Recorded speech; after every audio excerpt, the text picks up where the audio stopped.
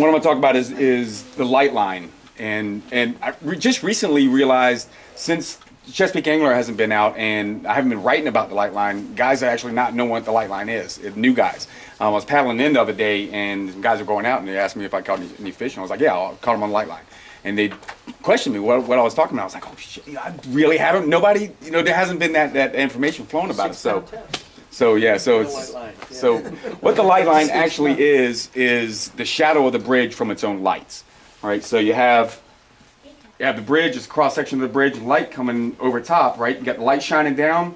Well, there's a shadow underneath the bridge. And that is what we call the light line. I mean, technically it should be called a shadow line, but we call it a light line. It's just easier to say. So the whole idea is this line is where we're targeting fish, because that's where they use that as an ambush point. And the time of year, of course, is nighttime, right? You have to go out there at nighttime for this. It's all sight casting. It's you're hunting a fish. You're not blind casting them, and you're actually seeing these fish in the light line, and so it's totally sight casting. The reason why this works, and basically what the stripers are using this shadow line is for an ambush point. Bait fish are getting attracted to the lights, and the current's flowing. So they're actually it's like a treadmill of bait coming through them, and they use the shadows of the bridge as an actual cover, as an ambush point. So they're lined up, turn their nose right up to that light line, and as bait's coming by, they're flushing it right into them, and they just pop them. So they don't really have to move that much. They're just hovering in line. Basically, if you just had an overhanging branch, it's the same thing. A fish would hang in the current underneath that branch as a cover, or underwater cover. It's the same idea. And the light line of the HRBT is so vivid that it's just real. It's probably the best one around here. The Chesapeake Bay Bridge Tunnel, you can do this there. You can do it anywhere, even underneath docks, that type of thing. But the HRBT, it's a low-hanging bridge. The light's real close to the water, and it makes a very vivid light line. And that's good, because that's the higher the bridge up, the less that light line is vivid. It's harder to see. I mean, these things you can really see them, because when you're paddling in the shadows, this is how we hunt them. We get behind them. So we're in the shadows, and we're looking through the shadows into that, like there's a wall right there. So you can see there, what you're seeing is actually dark. It's not, you're not seeing the white striper. You're seeing just a shadow, but it's vivid, and you can see them right behind there. So you're just hunting them right behind there, right behind the light line. And the thing about this spot is it's a lot of paddling. It's all about positioning. What I do is I go out there in a high hunt. I just paddle that light line until I see one, and then I peel off and get in position. So it's a lot of boat control, and that's what's kind of the fun part for me, is because I started fishing the HRBT when I first started kayak fishing, and I learned a lot of paddling skills, a lot of boat control skills, because of the current, the pilings, to get my position right to be able to cast on the fish. So you got boat control, you got all that control paddling skills, and then you have to be able to accurately cast, because you're looking at one fish, you're putting a bait right in front of it, and the bait has to act right. You can't just like let a bait fall right in front of it, or just let it float right in front of it, because to him it's just a piece of grass or whatever coming by. If it twitches, that's when they see it. And so you have all these combinations of things, which makes it fun. You can go out there and cast jigs on the pilings down low. You can just cast around, blind cast all day long, and probably catch more fish. But this is a straight seeing them react. It's sight casting. So I mean, for me, there's nothing better at sight casting than seeing those fish. I mean, I'd rather fish like that rather than make 1,000 casts and catch 1,000 fish. I'd rather look around and make one cast at one fish, and that's all I get all night. Any questions so far? Yeah. So if they're in the shadow looking toward the light, so really the only time you can fish the light line in Hampton Roads Bridge Tunnel is on an incoming tide. No, the outgoing too has lights on the other bridge. Yeah, but they alternate. Right. So it's not really a light line. They're still there. There's still the line there. They'll still line up. Those lights. But what's weird about that side is where those lights are positioned. They're positioned right over the pilings. So what's real cool, right where the lights are. I'm gonna draw the bridge here. Because no westbound, all the lights are on one side. Yeah. So you just have a continuous line. Well, if you're going to ask me what's the best one to go, on incoming. Because you have the west going bridge, you have that one real vivid light line. Right. And the darkness on that side is way darker than the outgoing if you're facing west, because you have the Navy base. So you have that light pollution basically. So on the east side of the incoming, there's no lights. You can really see really good, except for there's a full moon. That'll blind you. You'll see as you're paddling the light line, you have these windows where you can see really good. When the moon's right here, man, it takes out this whole giant area, so you can't really see that well. But that's my favorite, is the other side. Water depth make any difference? No, you can catch them right up against the shoreline. Anywhere along the whole mile worth of bridge? Yeah. The better spots are where the shoals are right close to the bridge, because it adds more turbulence to it. That in the daytime. Yeah, so that'll churn out the bait more. The current runs faster right there because it's going over shoals, so it concentrates. That adds a lot more. The current, stripers love current. They're not going to be there when the current's not running. And another thing is, if there's a lot of boats there, they're not that active on top either. Because you'll see a boat come trolling by and you're hunting fish, and all of a sudden they go, boom, they'll dive down, like, oh, what happened? Or comes a boat, and then you got to wait for a while, and then they'll pop back up again. Yeah, I find that they're better from the boat channel and pylon 95 on towards the island. Yeah. Will the fish finder put them down? I mean, should you turn off your depth finder if you're sight fishing? I don't use one, so I've never noticed if that does anything.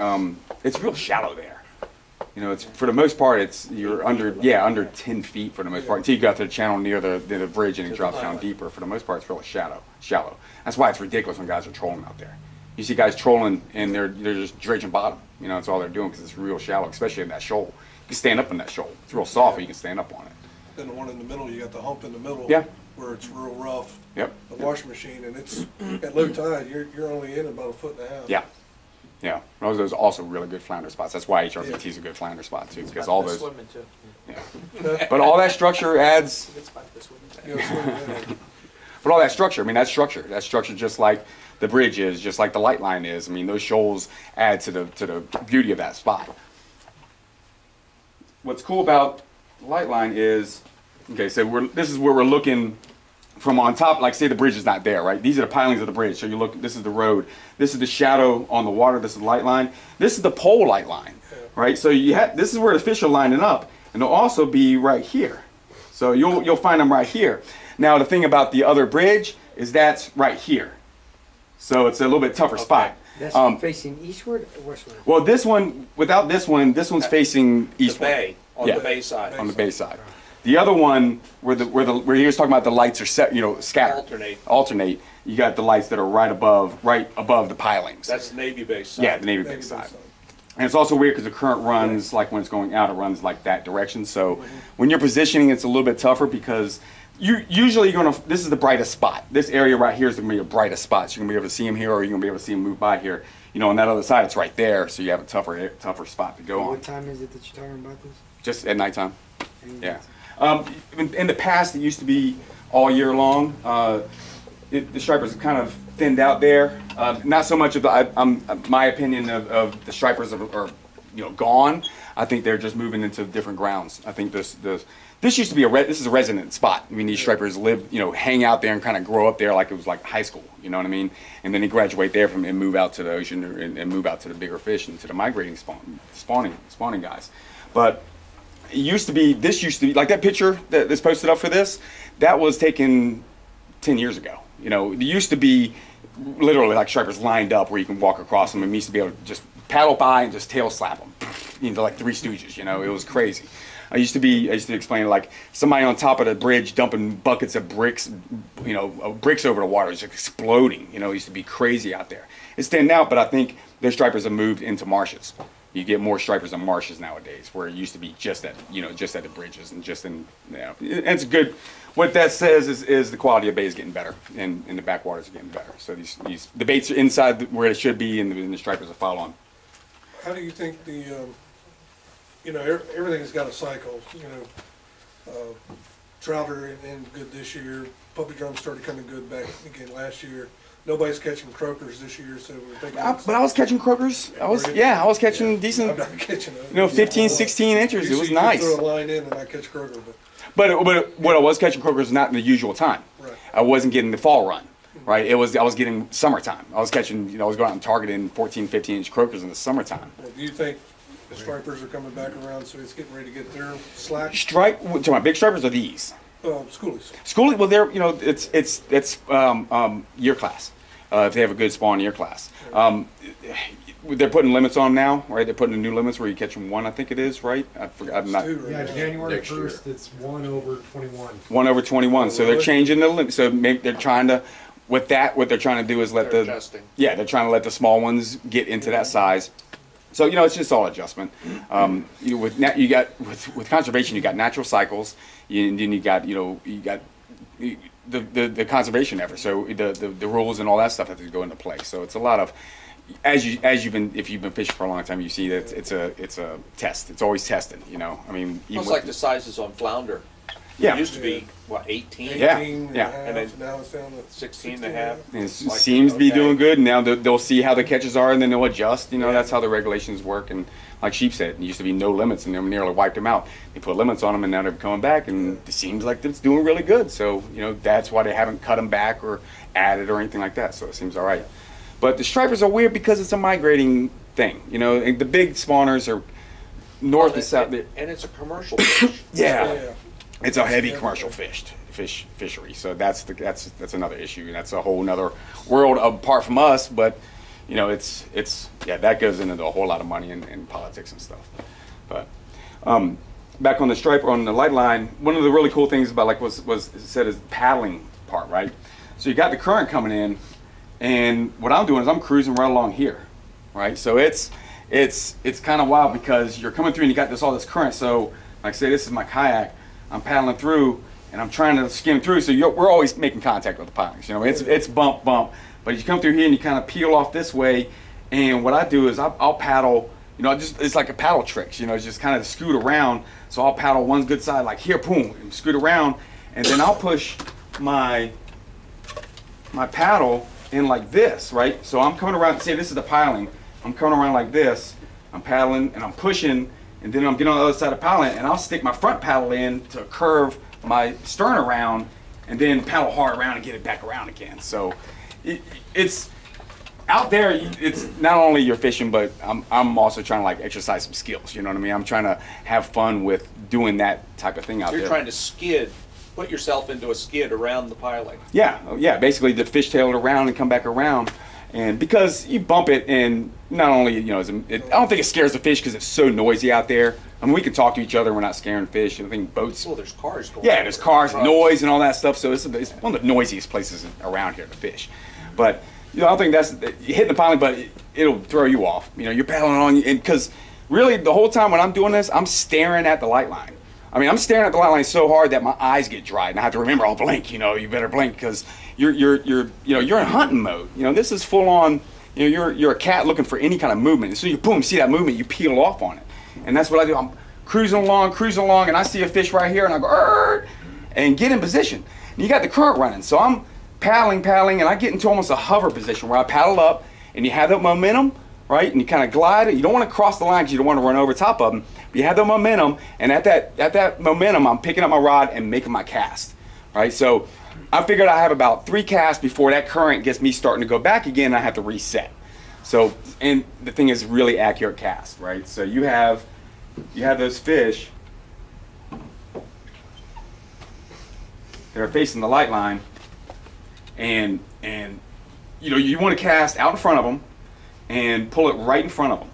And I'm going to show you what I have, what I'm using over here.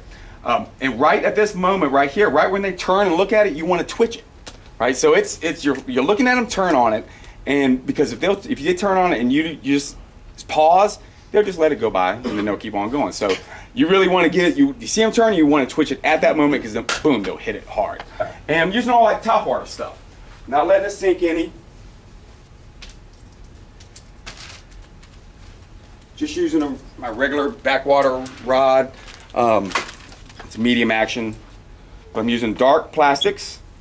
I just have a little spinny dingy on there because it's cool. I thought it was cool. But it's real light, just real lightweight, because I don't want it to sink any. I just want it to sink just inches under the water. On top it's fine, but just under the water is where you want it. Because remember, the current's moving with you. You're pulling it with the current. So that's the tough part, because you have that current moving you, so you're trying to catch it up. So what I do is I cast out far and whip it, and get it right into him, and then let it drop. It's coming forward, I reel, and he turns, boom, and I just twitch it just once, and that gets him to go on it. But, you know, just simple back 30, I'm using 30-pound test and 30-pound leader just because I like, you know, 30-pound leader.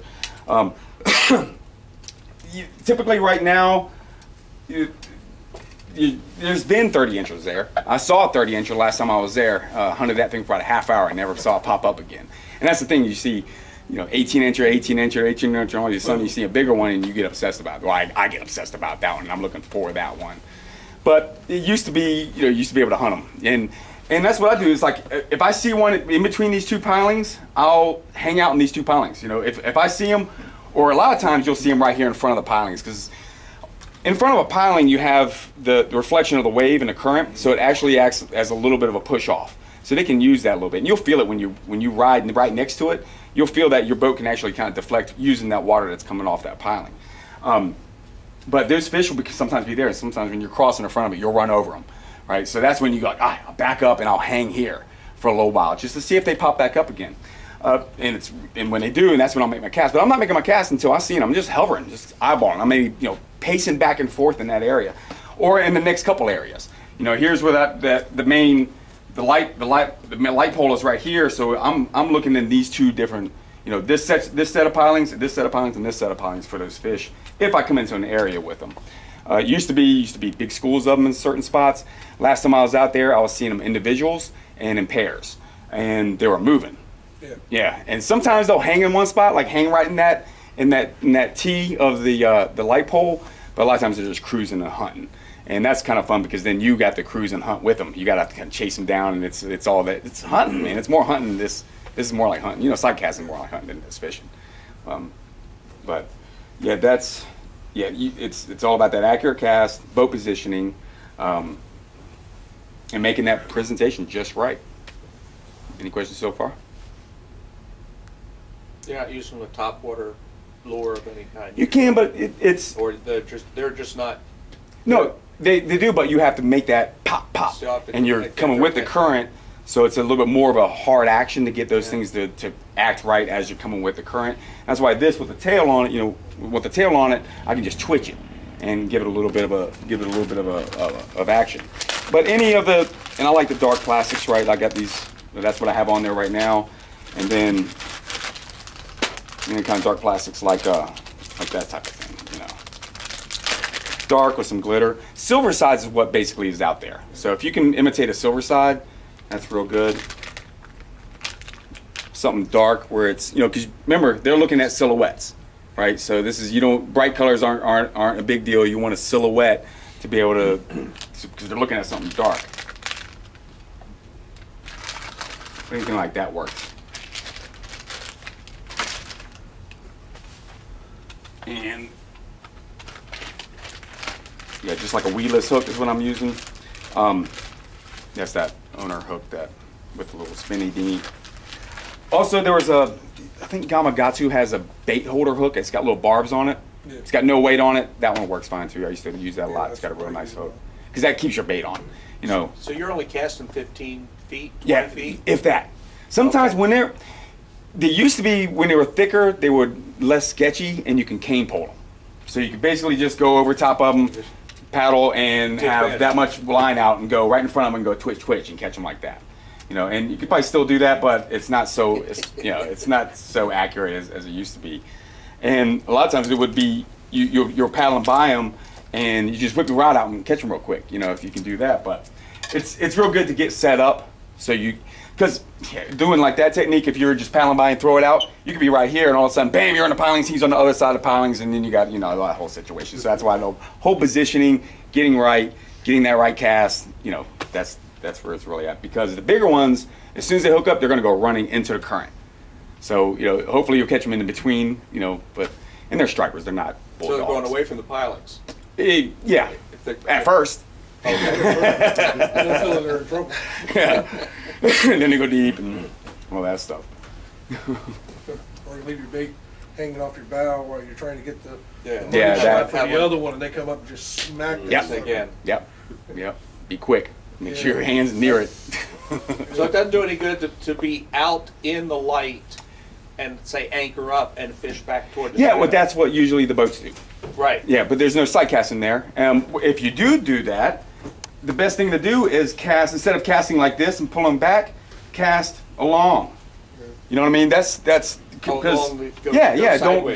Don't let your bait go past beyond the light line because they're not going to see it. You already passed them. So if you can cast out here and sweep it like this, that's yeah. If you're say you're getting your eyes are getting tired and you want to anchor off and take a rest and just make some casts, that's what you want to do. With the topwater type of stuff, if you're fishing the light line. Now, of course, if you're fishing the jigs and stuff like that, going deeper. But if you want to keep on with this, you still got this line. You don't want to retie. You want to anchor off and chill out for a little bit. That's the way to do it. Sweep it right across that line. Yep. You couldn't anchor off under the pylon? You can, but then you take your maneuvering out. Then you're just waiting for fish to go by rather than hunting them because you can hunt them down. When you see one go by, you go, oh, I'm going after that one, and you can hunt them down for a couple pilings, a couple sets of pilings, and then they'll cut back on you. You can paddle that fast? Yeah. When you see a fish and you haven't seen a fish all day and you want to catch that one, yeah, you can paddle that fast. Striper are pretty slow anyways. Huh? Striper are pretty slow anyways. Yeah, He yeah. goes between the pylons too. He's not. Yeah. Yeah, if I have to, I'll Take scoop sure. it. Probably only one, maybe two rods. One rod when I'm hunting them because if I have to go underneath the pilings, I'm scraping, Yeah. especially at high tide. So if say I go out there in the afternoon, I got flounder rods or whatever, and I'm not this time of year, but I'll go out there and bottom fish. I'll put that rod inside because now I'm on the light line. I'm not doing anything else but this. Don't need another rod up because, like I said, I'll go in between the pilings if I have to and all that stuff just to maneuver through, and it'll scrape. What about, when you're out there on the light lines and you got the skimmers running, going after them silver sides and stuff like that, do you concentrate on them or do you kind of shy away from them as far as? No, doesn't bother me. I like them just to watch them. Well, yeah, but I mean, as far as, boats, the birds are running, that's where the fish are. Yeah, well, the birds the seagulls will be working that whole area. I mean, they'll be popping up here and there, and usually that will concentrate. You can see some bait, like say if you're at the bend, right, towards the base, and that's where the skimmers will be because it's calmer water. Skimmers need calmer water to be able to work. What's a skimmer? I'm sorry. It's The bird that It's a seagull, it's got like a little reddish beak. yeah, it's a real stiff it's wing, got real long beak. real rigid wing, and it's Yeah. Okay. yeah. Okay. Those things are cool, man. They got holes Yeah. in the bottom of their bottom beak, which lets water go through. And as they skim along, and as soon as a bait hits, they clamp shut. It's like bam, and real rigid wing. They're like my favorite seabird. You'll see them flying up and down, and all of a sudden they'll just stop. There won't be no bait. And then after a while, they'll get back up and you'll start seeing them running again. We've seen a lot of seagulls just sitting on the water. Yeah, And that's then they pick up and move. And Yeah. And then the next one pick up and move. And they just wander down, but they're really not feeding. yeah. It's a cold spot. There's no fish there? Only look out ahead on stripers about 1 or 2 o'clock in the morning. Yeah. Well, are you there on the weekend? No. No. Or on the week. On the week? Doesn't I was matter. gonna say maybe there's boats there or something during the day. Is there really a better time of the night? Early, late, middle? Current running and 2 o'clock in the morning. That's when you go That's catch about the your fish. best time, yeah. I mean, That's when most other people are going It's to about the bed. time you get exhausted. Sometimes almost Yeah. 4. Or early morning, like Yeah. as the sun comes up. Yeah. That's fun. Yep. Yep. Now the water temperatures, it's right now is great. Like I said, used to be all year long, and you can go out there and catch and find them out there. Even when it wasn't striper season, in the middle of summer, and they'll be on the light line. So it's thinned out now. These are starting to come out more, where the bait's starting to come out. And right now is a good time. 50s. Just like with the big stripers, this seems to cut off when it gets in that low 40s. 42 degrees is when it gets. I mean, we've been out there looking for them, and earlier when it's colder than that, and we haven't seen nothing. 52, that's what the magic number is. Yeah, it's just good. It's mid 50s is good for that those cold water fish around here anyway. Yeah. You have a light out there, right? And you're worried about other boats seeing you. Yeah. Basically as a kayaker, you're a motorcycle on the road. You have to watch out for everybody else. I have a light up back, but I actually block it off in the front so that light's not on the light line, and I turn off my headlight when I'm hunting the line. If there's a boat coming, if you see him coming, I'll come off the light line, turn my light on just so he sees me. You know, because a lot of times they don't see you. They won't see you. Yeah, you're in the shadows. They're not looking. It's nighttime. You know, it's a loud place. So if you're in the pilings, they're not coming through there. Oh, yeah. Yeah. Oh, they do? Yeah. That's what I'm saying. Oh. Just turn your light on and make sure he As sees fast as you. they can so they don't hit anything. Especially at low tide. If it's And you'll see lower him running. tides, if they can get under, they're gonna go under. They ain't gonna use that boat. And when you're fighting the fish, as you get pulled in between the sets of piling, you know, in between the bridges, that's another time I've almost got hit there before. They don't always run with their lights on. Yeah. I had one almost run me over this last weekend with no lights on. I come around and it was just moving, no lights on. Big ass boat. Just make sure you have your headlight on your head so you can easily turn it on. You know, make sure you have your light on in the back. If you've got wind and current going in the same direction, once you hook up, you'll be at the other bridge before. By the time you land them and then take Oh, your yeah. pictures and Oh, yeah. yeah, easily. So yeah. So watch out for that. You know, just make sure you have that, like you said, your headlight where you can get to it real quick. I pay attention anyways, because even if you got all that on, they don't always see you anyways. Yeah. I mean, I've blown the whistle, taking the lamp off, waving it at them like, hey, I'm right here, stop coming so fast. And they don't pay attention till they're right on you, and then they're like, oh shit, sorry. Yeah. Yeah. Nobody cares. What? Remember they do that during the day too. Remember Oh, yeah. that ray you were hooked up with? Oh yeah. It's a busy place. It's an active fishery, so it's, you know, there's gonna be a lot of people there. There's boats there. I mean, a lot of kayakers there. It's a kayak friendly area. You know, it's not your easiest spot to fish, but it's good because it's close to shore. The current's it's not Eastern Shore current. You know, the pilings, you're gonna be able to maneuver around, and you'll be able to learn a lot there. You So ever it's a try good spot. you ever try the Hampton side of it? Yeah, That's what I was gonna ask. yeah, you fish more over there. I haven't for striper so much because of the currents. There's current over there, but it's not as strong as the other side. It's a little more protected. Yeah, And But- there's still light line there? Yeah. Yeah. it's still Yeah. got- They still. Yeah. You got a lot Okay. more light pollution from Hampton. It's easier Didn't think about that. Not nearly the light line you have on the other side. Okay. Well, because you got Fort Monroe right there, and then even the island's lit up, But- and it's a lot shorter. Find yourself anchoring up quite a bit, or do you just fish the current? at HRBT, Yeah. just current. Yeah, just the current. Even when I'm fishing like the rocks, if I'm doing a different techniques, I won't anchor there, just because I like moving around. There's so much there's so much area there that fish. Yeah, I mean the only time I really anchor in a backwater situation is if I'm spec fishing. You know, and because you're making 1,000 casts into the area and fan casting, I'll anchor off for a while, especially if the wind's blowing. I'll anchor off, but this I'm hunting. You know, HRBT. Even if I'm flounder fishing, I might anchor off, but I'll only anchor off, make a few fan casts in that area, and I'll pull anchor and move to another spot. You know, it all depends on how lazy I am at that Yeah, when point. you're a hiker, you're not gonna stop anytime. Sometimes that current will get on your nerves. You know, make a cast and you think you're in a good spot and you keep moving. And like, oh, I'm just gonna boom, set up and work this spot. Or you're up there and you cast out and you get a couple good hits and then it keeps throwing you out. You'll just go up there and anchor off and try to work that bottom for Yeah. get that flounder out of there.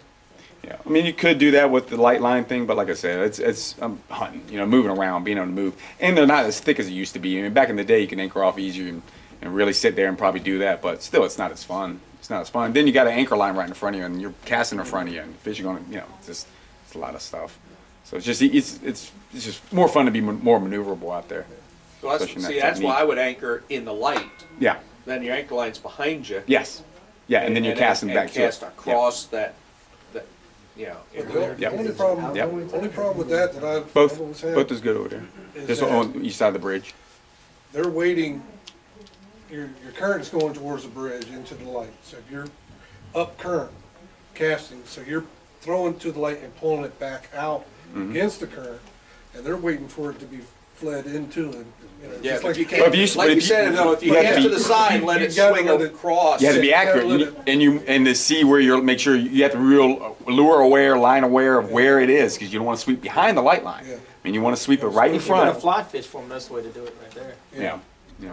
Have you got any tips for finding them back in the marsh? You said earlier they were going. Yeah. Actually, that same type of lure. You know, any kind of like weedless type of bait, swim baits type of thing. Casting along the marsh at the high tides, and if you're in back creeks and you get those holes in the corners, you know how when a creek turns the corner, there's always a real nice deep hole right there. That's always a good spot for those little 12 to 18-inch stripers in there, and sometimes bigger. But yeah, just like you were casting anything else, you except you're in the backwater, you target flounder and reds on the bottom with jig heads. Your specks and striper, you're going to target mid water column up. So that type of lure has always worked for that stuff. More coming up soon. Thanks for coming in. Don't go over it and